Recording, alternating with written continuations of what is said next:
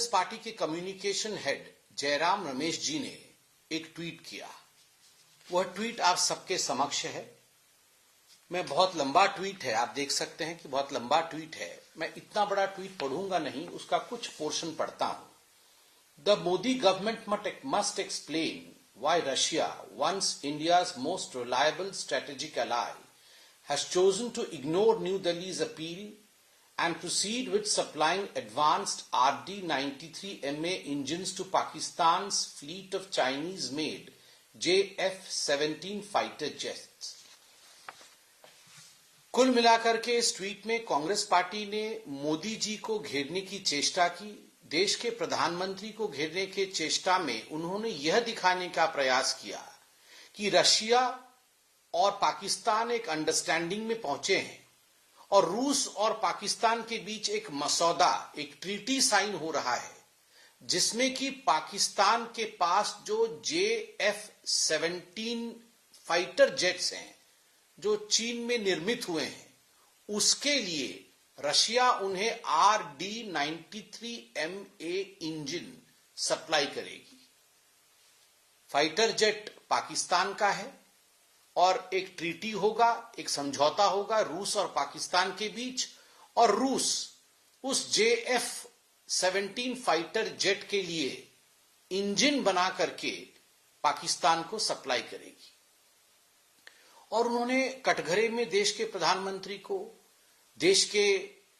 कूटनीति को, देश के सामरिक नीति को, देश के स्ट्रेटेजी को कांग्रेस पार्टी ने कटघरे में खड़ा कर दिया और तमाम सवाल पूछे कि ये कैसे हो सकता है। रूस और भारत तो बहुत पुराने साथी थे, आखिरकार क्या हो गया जो भारत के इतने अपील करने के पश्चात भी रूस ने भारत को अनदेखा कर दिया और इस प्रकार का एक समझौता पाकिस्तान के साथ कर रहा है। पूरे जगह यह न्यूज छपा,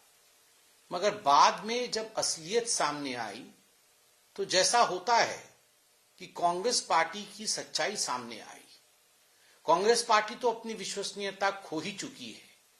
अब रशिया ने स्पष्ट रूप से बताया, जो अखबारों में छपा भी है, कि इस प्रकार की कोई समझौता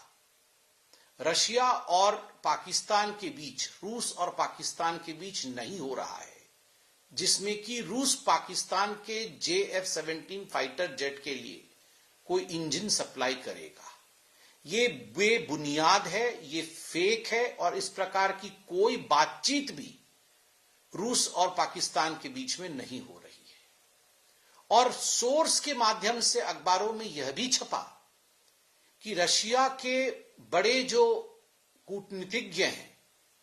उनका यह मानना है कि दिसंबर के माह में, इसी वर्ष 2025 के दिसंबर के माह में, जो रूस और भारत के बीच एक बहुत बड़ा समिट होने वाला है भारतवर्ष में, जिसमें कि रशिया के राष्ट्रपति प्रेसिडेंट पुतिन स्वयं आ रहे हैं और प्रेसिडेंट पुतिन ने भी अपने दोस्त मोदी जी के लिए बहुत तारीफें लिखी है अपने ट्वीट में इस समिट को लेकर। उस समिट से पहले लगता है कुछ ऐसी ताकतें हैं जो अनबन पैदा करने के लिए प्रयास कर रही हैं, ऐसा रशिया में सोर्स ने बताया और यह अखबारों में छपी। अब सोच के देखिए और आप पीछे जाके देखिए, G20 हो या कोई देश में बहुत बड़ा समिट हो, उससे पहले इस प्रकार की हरकतें कांग्रेस जरूर करती है कि कहीं न कहीं पूरे विश्व में भारतवर्ष की छवि पर डेंट पड़े, कहीं न कहीं एक फेक न्यूज के सहारे एक मनगढ़ंत कहानी बनाया जाता है जिससे भारत की साख नीचे दिखे।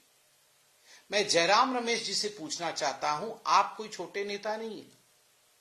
आप कांग्रेस पार्टी के कम्युनिकेशन के हेड हैं, अर्थात जो आप ट्वीट करते हैं, ये जो ट्वीट आपने अक्टूबर 4 को किया हुआ है, यह ट्वीट आपने राहुल जी के अनुमति से, उनसे पूछने के बाद और उनसे सत्यापित करने के बाद ही किया होगा, क्योंकि आप कम्युनिकेशन के हेड हैं।